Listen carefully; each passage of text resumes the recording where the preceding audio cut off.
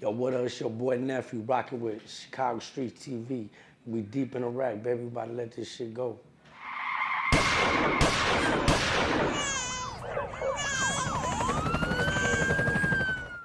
What part of Chicago are you from? I'm from the southwest side. It's called Little Village, 26th Street. Predominantly Mexican neighborhood, man. You know, old part of the city. Got a lot of history, a lot of different ethnic groups that ran through it throughout the years. Right now it's just predominantly Mexican. A little bit of Guatemalan people coming in now, migrating. But you know, it's all mostly Latino right there. And for people who are not from the neighborhood, you want to let them know how Little Village was growing up? Growing up in the Ville in the 90s, it was rough. You know, it was a little rough on the banging side. You know, nothing that we was poor, nothing. You know, I always had a place to eat, place to sleep. Had my family deep. You know, my mom, my dad's side, everybody deep. We all loved each other. So it was mainly just the streets, bro. Because once we was in the crib, it was all just love, you know. But once we came out in the streets, it was like we had to hit a switch. You know what I'm saying? That was it. But other than that, it was fun though, bro. You know, growing up in the '90s, it was fun. A lot of shit I didn't hit until I was like in my mid-20s, 30s. That's for like the bad stuff, the negative shit from the neighborhood. You know, growing up in my teens, early kid years and then teens, it was fun most of the time, man. You know, I moved different when I was growing up till now. I move different now. I separate myself from the goofies and from the fakes, but it was fun for the most part until you know shit got real. You know, then that's when shit changed. You know. So, what is the neighborhood like right now, the way it is? Right now it's been the same. Shit, it's been the same. You know, it's a lot of gang banging out there. A lot of music now, bro. Ever since 2012, 11, you know, when Chief Keef blew up, now it's a lot of music, bro. I see a lot of talent, a lot of talent in the neighborhood, bro. From when I started rapping and started pushing videos and dropping songs, now it's like I see a lot of bros, a lot of people from the neighborhood, and not just from the neighborhood, from the whole city, making music, man, and I love that shit. That's really what I see out of it now. I try to look at the good out of it, bro. You know, a lot of talent coming out the hood, man. So, you mentioned about you when you were starting rapping. Do you want to elaborate on that? Of what made you want to start rapping? Yeah, so like growing up, bro, I got in some trouble in the hood. Growing up in Little Village, I was like 11, 12 years old. Got in some trouble with the streets. And my mom wasn't playing that shit. She wasn't having that shit. So she shipped me out to Texas. I was born in Texas, but raised in Little Village. So when she shipped me out, you know, like, I moved to Texas. It was a whole new beginning, whole new life. And one thing I fell in love with Texas was the hip hop scene, bro. Like, man, I loved it out there. Like, if you was a rapper in Texas, no matter what part of Texas, Houston, Dallas, San Antonio, the Valley. Shout out to the Valley. That's where that's where I was born at. RGV. You had a freestyle. You had to know how to freestyle. You know, like back to the little flip freestyles, 15-minute freestyles, Mike Jones, Chameleon, all that. It's like if you was an MC in Texas, you had to know how to freestyle. Whether it was at a party, at the high school lunch table, like motherfuckers pull your card. Hey, bro, bust a freestyle. And you had a freestyle, man. You know when a motherfucker spitting written shit, you know? So your mother had to go off the dome. So I fell in love with that. And I started rapping in Texas. I had a little homie named Jeremy, man. He was cool, bro. He rapped. And when he would rap, I just liked that shit. Motherfucker just flowing, and everybody listening. And I love that shit, bro. I started doing it. And ever since then, man, it's been a rap. I started doing it like, I want to say, my junior year in high school, I started really doing it. Started trying, started shooting for it. So, when you were out in Texas, you mentioned all of these legends. What was the Latin rap scene when you were out there in Texas? So the Latin rap scene, man, it was SPN, bro. Shout out SPM. When I went out there, I was living. I moved to the RGV Valley, which is predominantly Mexican. That's the border. That's the tip of Texas, the bottom. I was in Brownsville. Shout out to Browntown. Everybody was, everybody listened to SPM. Everybody listened to all the other legends, but it was mainly like SPM. And I didn't know SPM. I was like, what? So when I went down there, they put me on SPM, Houston, like I fell in love with it, bro. It was nice. It was hard. Started going to hip hop shows out there. Um, just man, experiencing the experience, man. It was cool. But mainly it was SPM, NB Writers. I know they did a lot of music when I was down there. Mainly a lot of local artists too from the RGV. But the one that was really popping was SPM and Baby Bash. The motherfuckers, they legends now out there. Do you want to let us know how you got the name Nephew? Nephew, yeah, I didn't get nephew until I came out to the city, out to back when I came back to Chicago. It was like 2000, I want to say 2006, 2007, 2006. I came back out here, and I grew up on a block where my family ran that shit. They ran that shit. So like it was all my uncles. So growing up, they be like, yo, nephew, nephew, nephew. Hey, my nephew, tell my nephew this, my nephew that. Tell nephew to bring me this shit. It just stuck to me, man. I got blessed with just nephew. Everybody just started calling me nephew, man. That's nephew. That's the nephew. That's the nephew. I also noticed that in some of your material, you see 360 Squad. That's what you got on your chain. Do you want to Yeah, let us baby. know what exactly is 360 Squad? So when I got out here, I started making music, started putting songs together finally. Before it was just a freestyle thing, a party thing, shit on the lunch table. When I got out here, I started putting shit together in like 2013, 2014, putting songs together. And at the time, Chief Keef had blew up, man. And he influenced the whole game to this day, bro. So when he blew up, it was like, damn, man, like we could do that shit. It was the first time we seen motherfuckers from the streets of Chicago that are part of like gangs come up together on the music scene. Like I said, what? I like, man, we could do that shit. We live the same life. It's just different skin color. We live the same life, bro. We hand in hand with this shit. So I just said, man, I'm gonna put a group up together. So I put a group up. I brought my vision to my boy Cato. Shout out to my boy Cato as my manager. He was my manager for my first 5 years of my contract. I brought my vision to him, bro, and we just whipped it up together, man. We just started getting bros from all over the city, really, man. It wasn't really like you got to be from my neighborhood or from the south side or from Little Village. It was just like everybody. We had artists from the east side, from Indiana, from Humboldt Park, from all over, bro.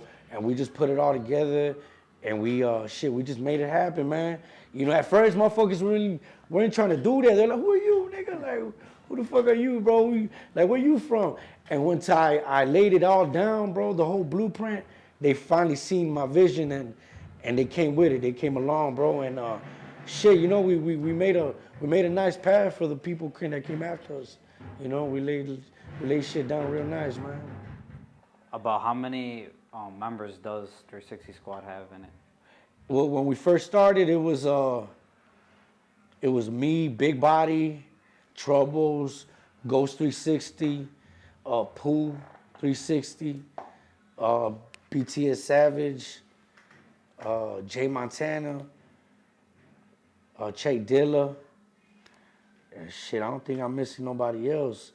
So it was like, 8 of us and shit. It was 8 of us. Uh, we can't, it was like, we started together. Everybody, we held it up, but everybody, eventually everybody just goes their own way and shit. But we all tight though, like I could call any of these niggas up and what up, my nigga, let's do a song. We will get it together, whip it, we'll whip it up. And Sin Life, bro. I can't forget about Sin Life. Free Sin Life, bro. So some of the guys got locked up. They doing time. Big Body, he's doing time as well in the feds. Sin Life doing time in the feds. Um, those were the only two, that got locked up during the contract rolling. Um, but from jail to street and life shit, everybody just separated, did their own thing. That's why it was always individual artists, but we came together to do shit, like shows, all kinds of, tours and shit. Collab. We have a collab album. It's a compilation. But yeah, it was eight of us. We still doing it. I want to say like maybe half of us are still making music, but about two, three of us still represent like 360. You know what I'm saying? That's my shit. I came up with it. I'm always hold that shit. Today I blow the fuck up. That's gonna be my shit. So I saw on your Instagram you have Echelon Entertainment. Is that the label you're currently signed to, or what exactly is Echelon Entertainment? Echelon Entertainment was like the LLC that signed us. So 360 Squad was just a group. Everybody was individual. Everybody individual artists. I want to say still, because a lot of us are still doing our thing. So everybody individual artists. 360 Squad was just a group that we all represent as individual artists. But Echelon Entertainment was the label. That was, that was the one we trying to make the money, dog. We was going through the legit ways and shit. It was a 5-year contract. We did a lot of stuff, bro. We went on tour, went on a couple tours, went on tour with Bone Thugs, with Kirk Bangs. We did New York, the East Coast, the South, went into the mountain areas, bro. I ain't never been out there before. It was beautiful, man. It was cool. Good experience and shit. Is it difficult to do shows here in the city of Chicago just because of the gang politics? Yeah, like, it'd be hard. I mean, yeah, I want to say, yeah, it'd be hard, because you don't see, like, you don't see even local main artists doing shows like day to day out here. They make their big income out of Chicago. So what I've been doing lately, just recently, I've been doing shows in the suburbs. So we go to out Chicago Heights, Glenwood, Joliet. That's what we've been doing. Aurora. It's a little more smooth out there. In the city, it's a little more rough with the gang politics, especially if you you in an area where you beefing with them motherfuckers. They gonna show up. But for the most part, man, yeah, it'd be tough in the city. Hell yeah. Have you been locked up, and if so, what was the experience like? Yeah, I've been locked up just county, bro. Like I always tell people, I always tell my mom too, shit, jail ain't for me, mom. Don't worry about me. Jail ain't for me. Like, so that's why I move a certain way. I don't do no stupid shit. You know what I'm saying? And I just move a certain way, bro. I did some little county time, Wood County, Cook County, but nah, that shit ain't for me, bro. So I move a certain way. So, for the people who haven't been into Cook County Jail before, what is the process like? Like, what is the stages to get into the It's ugly, dog. It's ugly. You'll get sick. You'll get checked. You might get in a fight. It's fucked up, man. I came out that bitch with a rash. But I was in there, man. I came out with a rash. Oh man, it was ugly, man. It's like it's dirty. It's sickening, dog. You don't want to be in that bitch. Hell no. Free the guys, dog. Free the guys, but fuck that. It's dirty in that bitch and it's dangerous, Nowadays, the sheriff, the state and the county runs the jails, but it's still, you motherfuckers get touched in there, so, it's an ugly process, bro. I don't recommend it. I don't wish it on my worst enemy, bro. Fuck all that. Fuck jail, fuck jail, bro. Fuck jail. So earlier you were talking about the lifestyle as it is in Little Village. So being from there, what made you want to join the gang? Shit. It was just like, it's not even wanting. It's just what's gonna be. It's what's gonna happen. Cause, the whole family doing. The whole family did it. Everybody in it. It's just that's what it is. It's you just sworn into that shit. You know what I'm saying? It was really no. Oh, I'm getting bullied, or I'm scared of these motherfuckers over here. scared of these motherfuckers from this block. I'm gonna join it. It ain't that. It's just, yo, this is where I grew up. This is our shit. That's it. You know, that's it. You know. So if there's any kid out there that's like thinking about wanting to join, what would you tell them? Oh, hell no. Nah, hell no. You know? Cause it wasn't a choice, you know? It wasn't a choice for me, but like if you got a choice, don't, you know? Do not. Hell no. Stick to, there's other cool shit, bro. You know? There's a lot of cool shit that you could do. Cause a lot of times the motherfuckers think it's cool. You know what I'm saying? They see a rapper doing it, you know? But it's like they don't know that we didn't have no choice. It was just, that's just what we got hit with. That's our cards that we got dealt with. So it's like, man, if you got a choice, you know, fuck that shit. You know, there's a lot more cool shit you could do, bro. You could fucking, you know, I always tell my little niggas, man, it's, you know, it ain't, you know, it's cool to be smart, you know. You don't be no dummy thinking that shit cool out here. Shit ain't cool. So being in this lifestyle, have you ever been shot or shot at?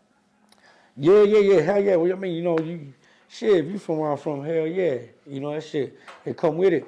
You know, but thank God, you know, I've been blessed, you know. I've been blessed, and I move a certain way now, you know. I move a certain way where I avoid that shit, you know. I avoid that shit, and, you know, I'm always ready, though. We ready, but, like, I don't look for that shit. I don't look for that shit, and I don't put myself out with places, you know, where that shit's gonna happen, and, you know, fuck all that. You know, I just had a little baby, bro. I got a little newborn baby. Hell no. Hell no. I got my daughter, she 12 years old. Hell no, bro. I ain't gonna let nobody take me out this shit. So one of the biggest hits that you have is in a song called Gang Ties. You want to let us know what the story is behind? Yeah, Gang Ties, man. Gang Ties that was a nice little project. It was a nice track we put together. It was me on Reckless Cartel. Shout out Reckless Cartel. And Cali T, man, shout out to Cali T, bro. He was supposed to be on the original version, and he laid his verse down. There was some difficulties that came about, but we ended up just dropping. It was with me and Reckless Cartel, and that came together, man. In it was like 2016, I believe. We dropped the video on the Mexican Day Parade, man. That was like the first time anybody ever done that shit. You know, like we brought the cameras out. It was so lit, man. It was lit. We had people I didn't even know, bro. People I didn't know. They were already, you know, they was already in tune with the movement. It was so packed. It was love, man. You look it up. Gang Ties, Reckless, you know, Nephew. It was lit, bro. We did a lot of views. We made a lot of views on that one. I know you shared it on your channel. That's where we got the most views. We had it on our channel too. But yeah, it's like I actually forgot, it's like 1 million or something like that, almost 1 million. That one did some big numbers. I wanted to show everybody like what it was out here, like for Latinos, like that, man. We could really put shit together, how, you know, everybody else does in the United States, and this is how Chicago does it. So, you know, we brought it. Before, bro, I would like try to hide the gang shit. I would never let it show on my videos. You know, like I still don't, like I don't promote that shit, but now I don't hide it, dog. It's like this is what it is. This is what Chicago is. People want to see it, whether they don't or do. This is just what it is. This is our culture. This is what it is, man. You know, as an artist, I've been growing. I got a lot of shit different now coming out, but that's something you can't turn the cheek to, bro. You know, that's just how it is out here. Look at Dirk. Look at Chief Keef. Look at Herbo. That shit is just part of the bag, you know. It's part of, you know, the badge, bro. It's on our sleeve. Did you expect Gang Ties to ever reach?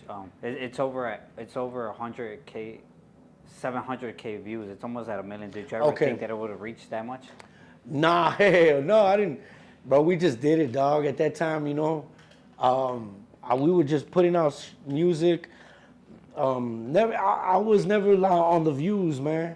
You know, never like focused on the views. Yeah, I look at it, but I was never really focused on the views. I just wanted to put it out there and be heard, bro. Be heard. And yeah, I didn't expect it to do a lot of numbers like that, man. But you know, the content we put out was official and it was real shit. So, and the lyrics too, bro. Like the lyrics, you know, ain't no lies in that shit. So another of your tracks and videos that have generated hundreds of thousands of views is Cappin. Do you want to let us know what the story is behind that one?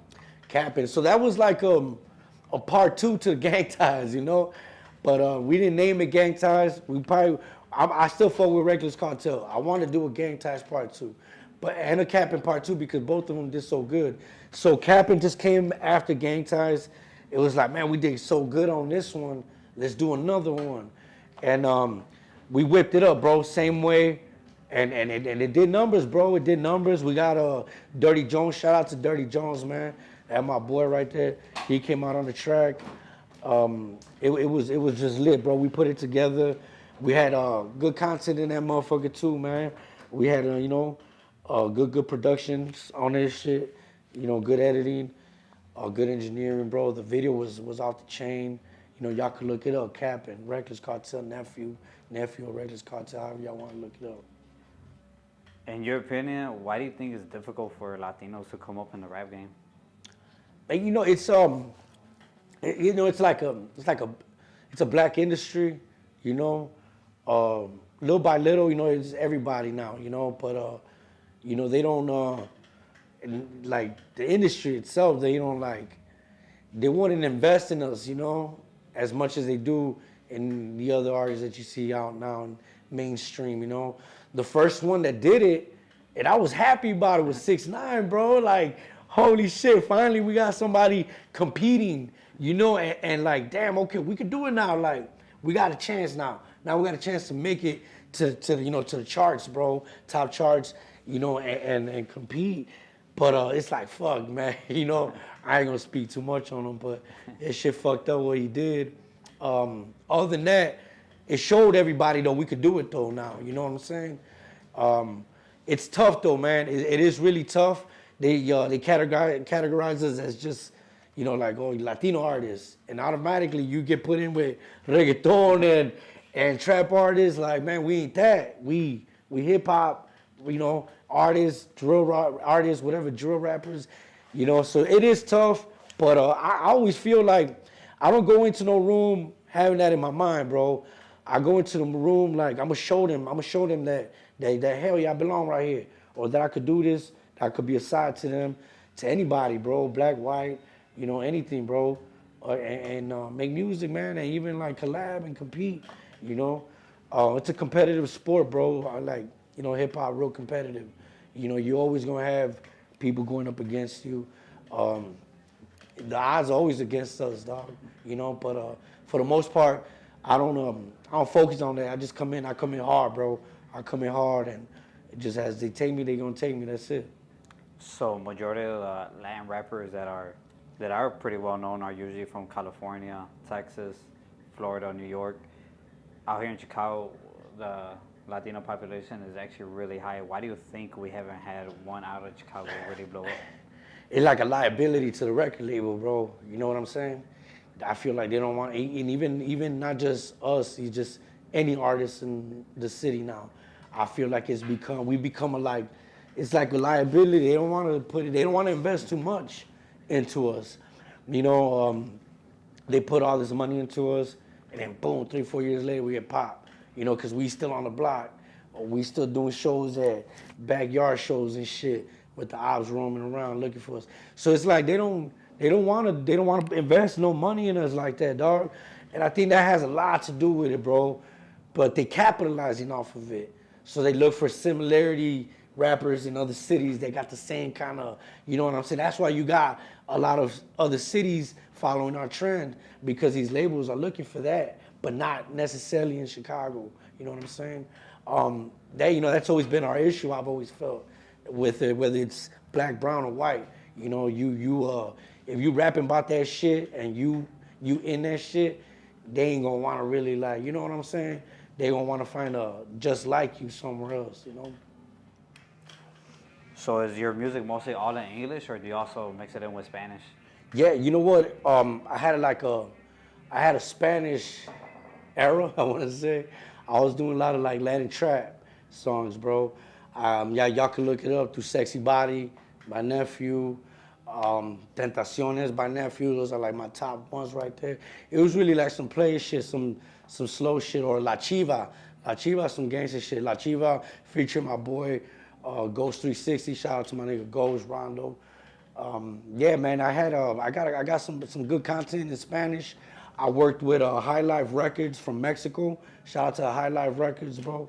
I did a collab with other artists. They have a label with like five, six artists. Man, I got on track with all of them and shit. I sent them, emailed them open verses and shit. They laid it down. But I did my thing. I did my thing in Spanish, a couple tracks. It was just a little thing I tried. I want to keep doing it though, because the Spanish genre, like the genre, I mean the Spanish music, bro, that genre is popping, bro. Like with Bad Bunny, Maluma, Anuel and shit, all them motherfuckers, bro.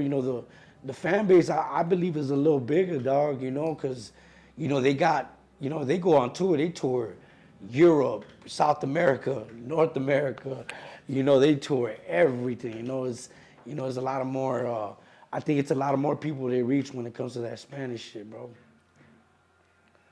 So sticking to like the Spanish market, what part of Mexico is your family from?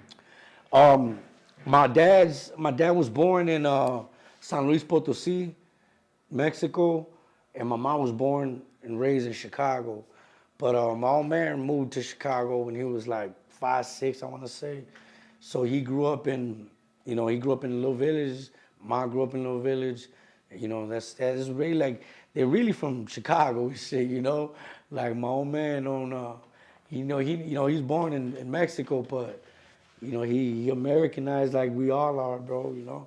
He been here most of his life. He never really went back and shit. It was rough for him, I think.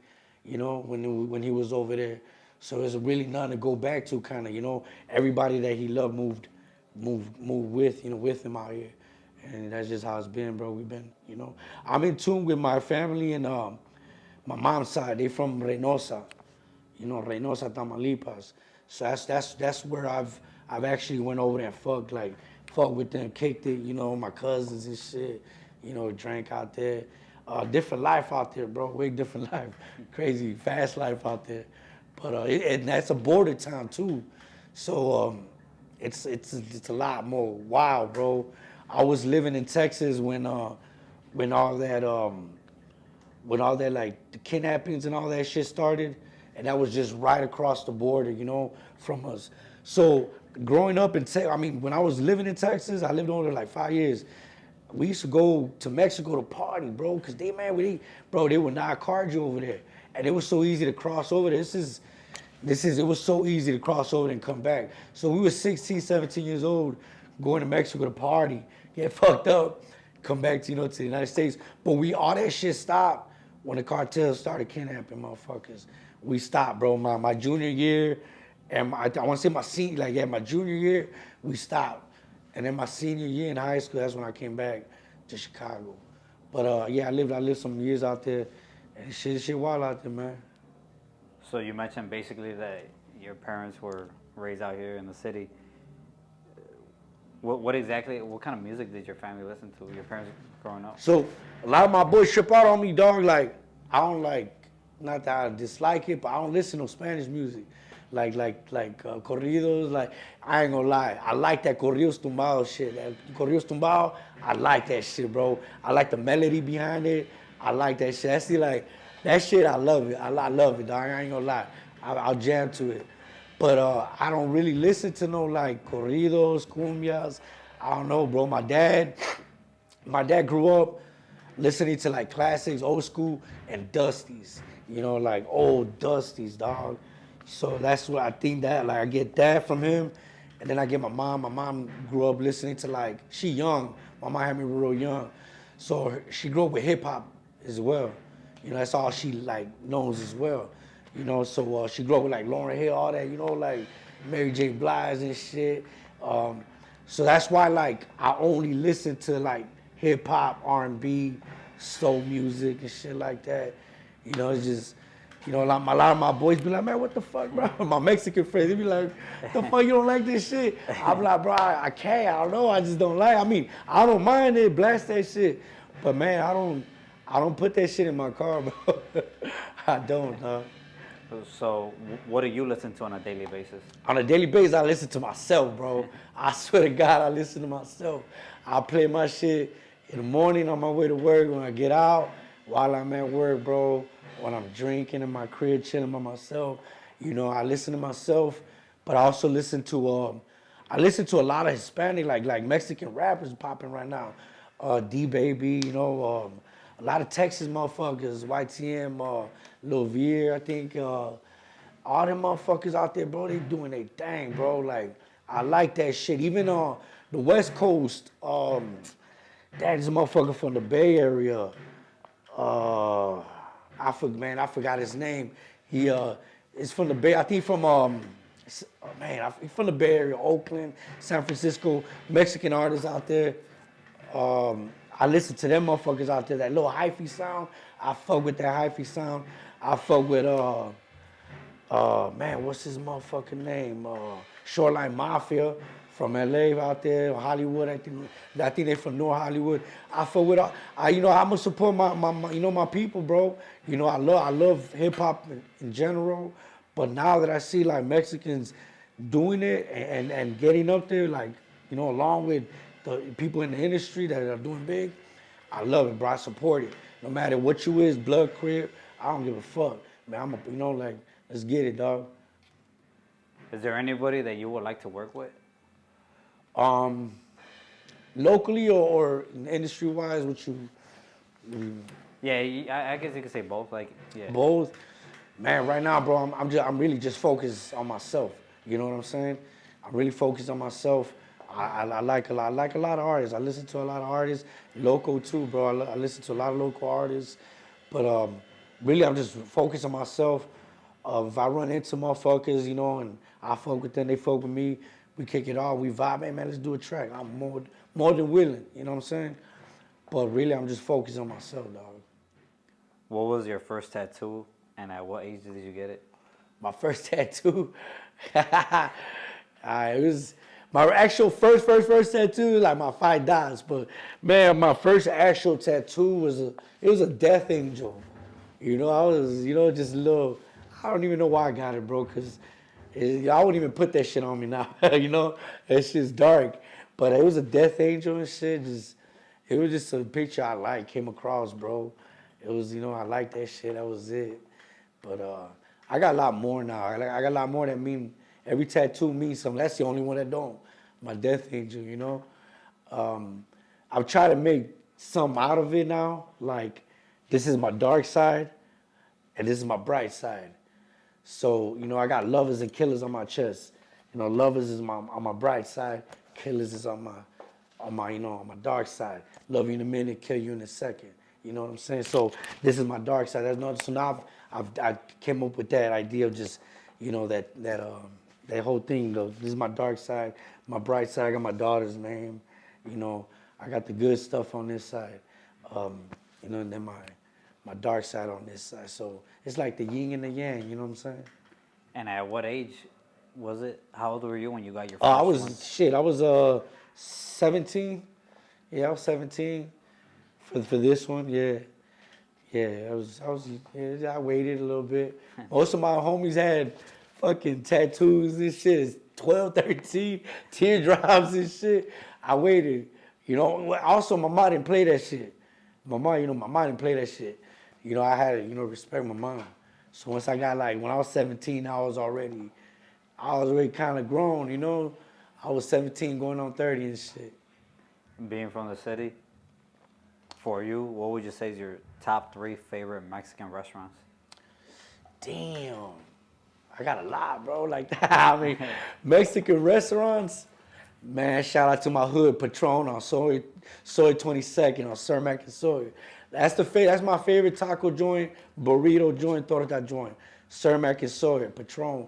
But like restaurant where I go kick it at Mexican, probably Lalo's, man. Lalo's. There's something in the man. I forgot the name, bro. I be bad with names. There's one up in Wrigleyville that I go. They got a little rooftop. I forgot the fucking name, bro, but it's a little Mexican joint. I like going to that one. I be tucked in most of the time, bro. You know what I'm saying? I cook a lot. I'm Chef Neff, bro. I'm a fucking cook, dog. I cook, I grill. I love cooking. So most of the time, I'm in the crib, bro, whipping it up. You know, I got kids now and shit. I be tucked in most of the time, bro. And when I pop out and make music, do shit like this, bro, shoot videos, I be tucked in, dog. You have any upcoming projects? Oh hell yeah! So like shit getting in motion a little more faster for me now. I'm starting to do shows. Um, I just did a show last week with my boy Troubles. Shout out to my boy Troubles. So I got a project with Troubles from 360 Squad. He got we're all doing our own thing. I'm really the one holding this shit together. It's my shit. I started this 360 Squad shit. When we come together and make songs, we 360 Squad. But everybody out on their own shit now, especially after the contract finished. So what I got coming up is a project with Troubles. I got a project with Troubles. It's already done, bro. Really, it's an EP. It's an EP, and we don't got a name for it yet, but we got all the tracks done. So we're just working on the name, bro. And that shit's gonna be out on all platforms, bro. All platforms, you can download that shit. Y'all will hear that shit soon. And after that, I got a project of myself coming out. I'm halfway done with it. And this is more than the EP. It's like an album. So I got more than it's gonna be more than just 5-6 songs and shit. Can you let the audience know where to go follow you on all your social media platforms? Yeah, you know what? I already got too many. Just like Instagram, that's my main one. So it's 360 underscore nephew underscore SW. So again, 360 underscore nephew, spelled the correct way, underscore SW. Man, just follow me, man. It's public. Follow me. I got a lot of stuff coming, a lot of good stuff. Not just drill shit, not just gangster shit. I'm versatile with my shit. I got Spanish shit. I got slow jams, bro. I got a lot of good stuff coming. So y'all stay tuned, man. Y'all gonna see what it is.